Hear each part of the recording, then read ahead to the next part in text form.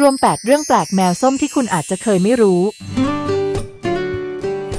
1. แมวส้มทุกตัวคือแมวลายสลิดแมวส้มลายสลิดมีลักษณะเด่นคือมีลายเส้นที่ชัดเจนบนตัวซึ่งอาจเป็นลายเสือลายจุดหรือลายคลื่นและมักมีสัญลักษณ์ตัวอักษร M ที่หน้าผาก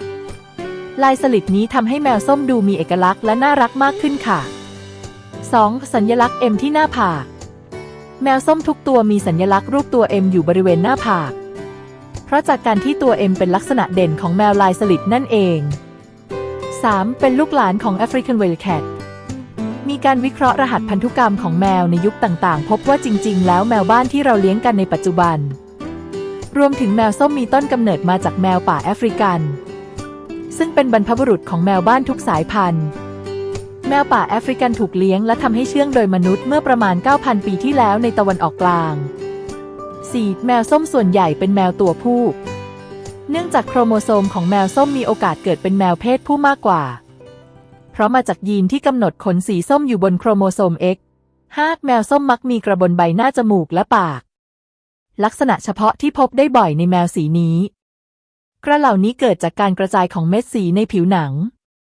ทำให้แมวส้มมีลักษณะน่ารักและโดดเด่นมากขึ้น 6. แมวส้มมีลวดลายบนตัวได้ถึง 5 แบบได้แก่ลายเสือลายจุดลายคลื่นหรือลายคลาสสิกลายปลายหางและลายผสมรู้แบบนี้แล้วรีบสะสมให้ครบนะคะท่านผู้ชม 7. แมวส้มมีนิสัยเฉพาะตัวขี้เล่นเป็นมิตรยอมให้จับหรือจกพุงมากกว่าแมวสีอื่น 8. แมวส้มเป็นนักเลงแมวส้มมักถูกมองว่าเป็นนักเลงหรือมีบุคลิกที่กล้าหาญและมั่นใจในตัวเองซึ่งอาจเป็นเพราะลักษณะการแสดงออก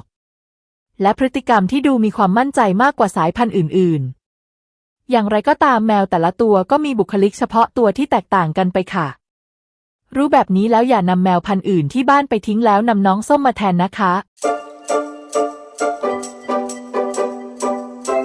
ขอบคุณทุกการรับชมโตหลงกรุงค่ะสวัสดีค่ะ